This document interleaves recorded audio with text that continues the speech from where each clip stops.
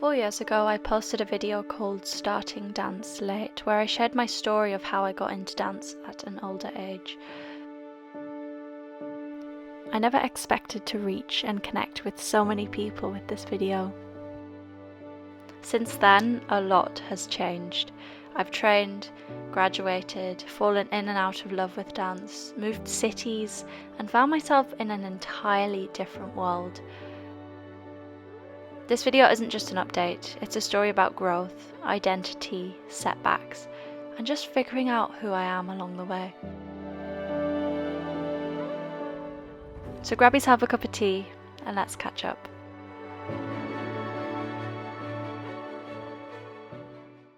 Hello, welcome back. Oh my gosh, it's been just a little while since I filmed a video in this setting. I posted a video in 2021 about my journey and my story of starting dance late. And it's now 2025. I'm currently 25, nearly 26. And I thought I'd give you just a little bit of an update. The past 4 years have been incredibly chaotic and beautiful. I'm going to leave timestamps in the description if you want to skip to certain moments of this story. I think it's going to be quite a long video, so get yourself a cup of tea, grab a biscuit and get comfortable. So I started dancing in 2013, I believe. I can't lie, the years are just a bit muddled up in my head. And by starting dance, I mean in my bedroom, watching YouTube videos. More specifically, Autumn Miller and her trick tips. I didn't grow up in a family where to take dance class from the age of 3 was financially possible. I did, however, want to sing and dance and act and be on the stage from a very, very young age. Theatre was a massive part of my life. The training wasn't there, but the passion definitely was. Okay, so after months of training myself in my bedroom and begging, my mum finally sent me to a dance school, and I only went once a week and she paid about £12 a week, which for our financial situation and for the time actually was quite expensive. The training, to be honest, was quite amateur in my opinion. I decided it was time to go somewhere maybe a little bit more serious, where the dancers around me wanted to actually be professional performers. So after a short break of searching for my new dance school, I found what I still believe is one of the best dance schools in the northeast of England, a school called SK Dance. But I remember walking into this school and feeling so much anxiety. These dancers were incredible. Oh my gosh, I was like, I'm never going to be able to do that. And after I went on that little tour, I knew that I found my dance school. Now, the training I received at SK was really good. I was challenged massively in so many ways, and thankfully my teachers were quite patient with me, considering I had very little skill set and knowledge of dance and absolutely zero self-confidence. I'm so sorry, I just moved you because the lighting was so bad. Well, I've decided to film with a window behind me. I don't know. Okay, so it's now the year of 2015 and I went to Sunderland College. I finished my GCSEs and I decided that I wanted to major full-time in dance, and this was an absolute game changer. To be able to dance from the second I woke up in the morning until the moment I went to bed in the evening was an absolute dream for me, and something I'd wished for a very long time. And it was something that I was living. I was living my dream, my childhood dream, and having the best time doing it. Not only was my dance ability improving massively, but my confidence was growing so much in this time of my training. I don't even know how to put this into words. Sunderland College nurtured me and took care of me like a baby bird in a nest.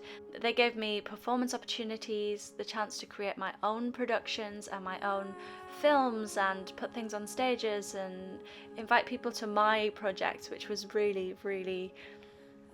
I mean, we'll get to this later, but that is quite an important part of my story.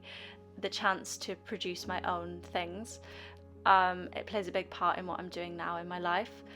but we'll hold that and we'll come back to it. It also gave me the chance to work professionally. I worked with different theatre companies and dance companies.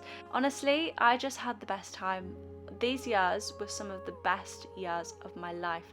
My teachers were, I have to be honest, I'm gonna just say it, I think were the best teachers I've ever had in my life. I really found my home in this college and I didn't really want to leave, I can't lie. Okay, now it's 2019 and my time at Sunderland College came to an end. I thought at this point it would be a brilliant idea to travel to America for 4 months. Now, hear me out. Traveling when you're at university is incredible. I had a wonderful time. I think if you're studying anything else, do it. Like, go for it. I mean, I can't really speak for other courses. However, if you are training to be a dancer or any kind of performer, don't go traveling for 4 months before you enter your final year of university. This is the most important year before you graduate and enter the world of performing arts. And I just took 4 months to have a break, to travel, to go and work in a summer camp. You're going to come back and you're not going to be ready for the industry and you're not going to be ready to finish your degree. Your skills aren't going to be where they were when you left your second year. And that's exactly what happened to me. I got back from America, I think like late August, early September of 2019, and I freaked out. I didn't know what to do with myself. I was like, do I go do my last year? Do I take a gap year? I don't really know what to do. Bearing in mind, I grew up in a family where we weren't financially abundant, so to take a gap year would be to try and find a job. You know what I mean? It's not what I wanted to do. Anyway, I did a last minute audition for Newcastle College and I got a place to do like the final year of my degree there. I think I might have taken one class of this degree and I was like, I'm not ready. I'm not ready to graduate and I'm not ready to finish my degree. So I made what seemed like a really, really difficult decision at the time to redo my second year. Some people told me that I shouldn't have done that, but I'm actually really grateful that I did. In all, I have absolutely no regrets in deciding to do my second year again. It's 2020. We have a global pandemic. And this pandemic, more specifically lockdown in the UK, I think was a miracle in disguise for me. I had an epiphany. I wanted to move out of the Northeast since I was, I don't know, old enough to know that I could.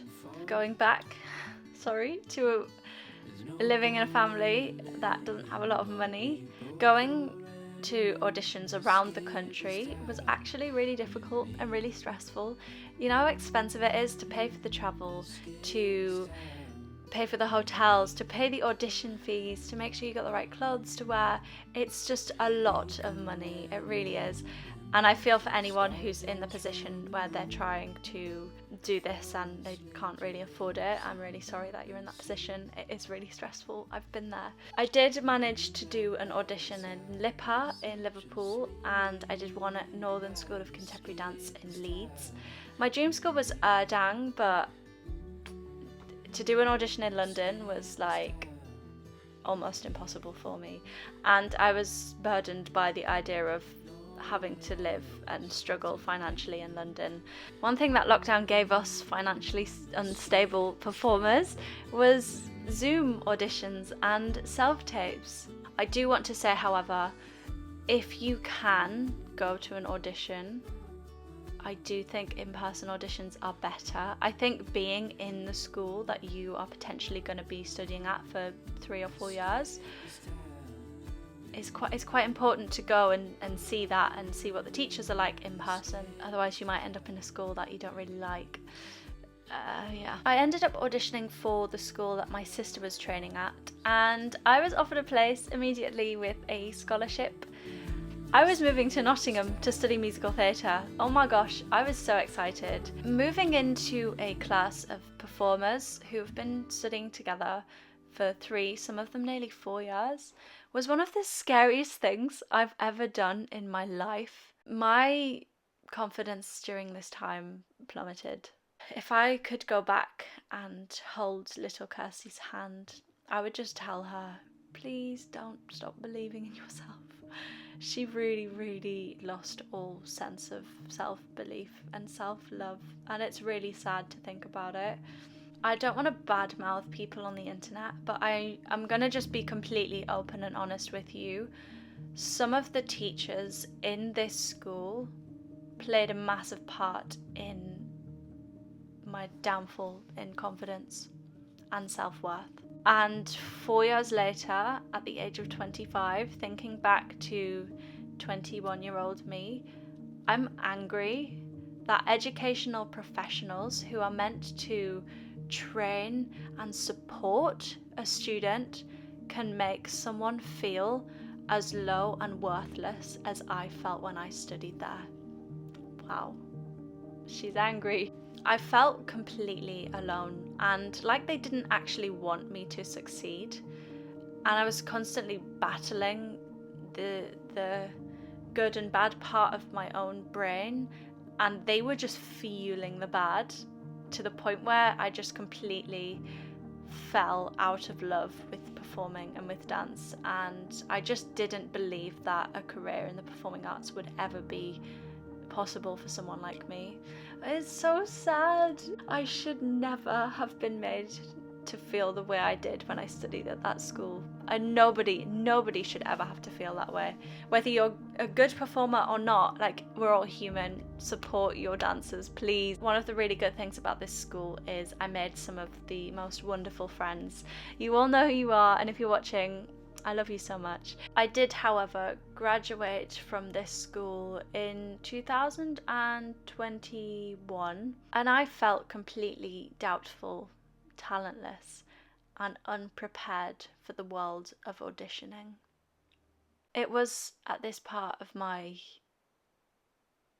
life that I completely fell out of love with dance and singing and performing. And to be completely honest with you, I fell out of love with myself. 2021 was a difficult year. Okay, so in terms of dance, this is when we go off track a little bit. So I didn't really dance properly for about a year after I graduated, and this was one of the toughest years for my mental health I've ever had. Imagine the existential crisis you have when you finish uni anyway, combined with deep self-loathing, financial instability, and the feeling that everything you've worked hard for 8 years, everything you thought you wanted your life to be, feel like it was completely for nothing. It just so happened that I landed myself a job as a PA/runner in the film and TV industry in London. I think this might be a conversation for a different video on how all of that happened and my life in film now. I think it all looked glamorous, but deep down I was clouded by a deep lack of purpose and a very unstable sense of self. Okay, it's 2024. I have a beautiful, blooming, successful career, and I decided to audition for a musical in London. I vlogged this process if you want to watch it.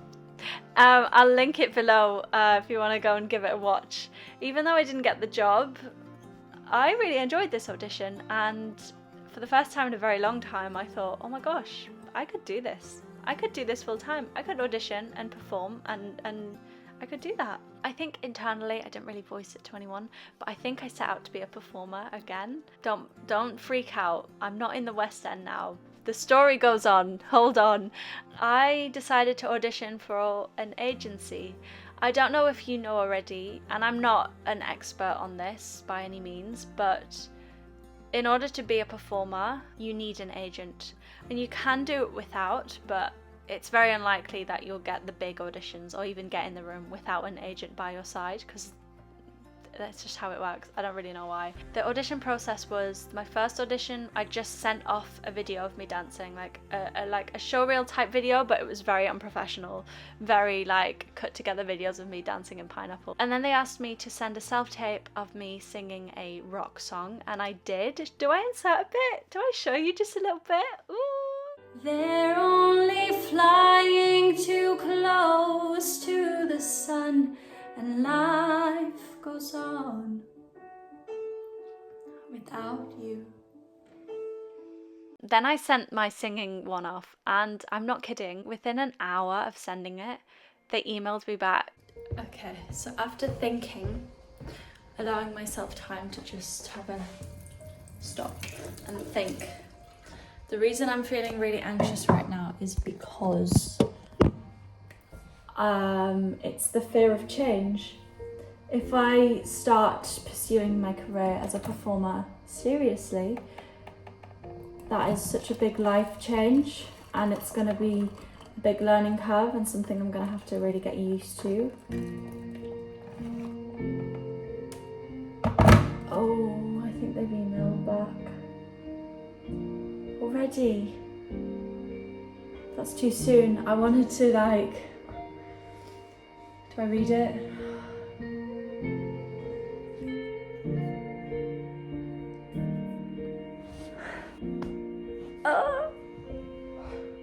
We would be absolutely delighted to offer you representation. Would love to have you join us. I can't believe they decided so quick. It's been literally 20 minutes. I've got an agent. The change. Welcome the change. I'm excited and terrified all at the same time. I'm so proud of myself. The excitement was through the roof. I think for the first time in a very, very, very long time, somebody believed in my talents, and it really, it made me feel good about myself. I was with the agency for a year, and 2024 was difficult, I freaked out. Being a performer is hard work, much like any career, but you really have to dedicate your life to performing. And what I think was really difficult was I had a career that was actually rapidly succeeding in the film and TV industry. And in this industry, I'm doing something that I've loved. I've been making videos since I was 11. I've been making movies and writing scripts and doing little video projects since before I could even remember. I think I always internally had a passion, and that plays a massive part in why I didn't want to let my career go. I'm trying to keep the momentum of this career whilst thinking about starting a new one. I freaked out, and I didn't know how to manage them both. And I decided officially right now I don't want to be a performer. And I feel like a weight has been lifted off my shoulders in saying that. And it does, my little 7-year-old heart is like, oh no, but I just don't want to do it right now. And I'm not saying I'll never want to do it. I might in the future, but right now I'm very happy being on the creative side, writing, producing, working in film, making YouTube content. I'm very happy doing that, and maybe performance will creep back in. But right now, I'm happy to not do it. That brings us to now. Welcome to 2025. I now dance as much as I can between jobs, and I dance on the weekends. I also teach ballet to children, and I will occasionally teach a contemporary lyrical workshop to training professionals. Professionally, I'm working as an assistant director in the film and TV industry, and oh my goodness, I love my job. I write my own films, which I'm currently producing. How exciting. And I might even have a dance film in the works, which, oh my god, is like a dream. I write music and poetry, I paint, I choreograph. I also create videos on YouTube because I love storytelling through media. And I love filmmaking and video making, and I just kind of want to help people online, whether it's dance related or mental health related or helping people with their self-belief. So I started teaching myself how to dance over 10 years ago now. I can't say whether it will ever be my professional career because I don't know, but I guess the moral of my story is you're never too old to start learning how to dance. I'm 25 now, and I would do it all over again if I wanted to. It's also okay to graduate uni and decide that what you studied isn't actually what you want to do. I'm learning that as we move through our 20s, you're very much still learning about who you are as a person and what you want to do with your life and the kind of people you want to surround yourself with. We're constantly discovering new hobbies and new potential careers that we might pursue. You just have to be patient and allow yourself to enjoy the journey. I am and will always be a dancer, whether it's my career or not. And who knows, in 10 years, I might decide to pursue a career in musical theatre. If I can give you some advice before you go, I just want to gently encourage you to believe in yourself and your abilities. Because how is anybody else meant to believe in you if you don't believe in yourself? You've got to just ride the wave and see where life takes you. Because sometimes it takes you to places where you didn't even imagine you could be. The more you resist change and those natural waves of life, the more you'll struggle to find peace within yourself. Say yes to as many opportunities as you can, and don't let anyone make you feel like you're not enough, because you are. Okay, I'm gonna end the video here. I'm sending you all my love. I know it might seem a little bit like I failed because I'm not a professional dancer, but the moral of my story is that we don't have to be. You don't have to be a professional to be a dancer, to be a performer, to be a creative. You don't have to be front and center on the stage. If nobody's told you today, I think you're amazing, and I'm sending you all my love. Goodbye.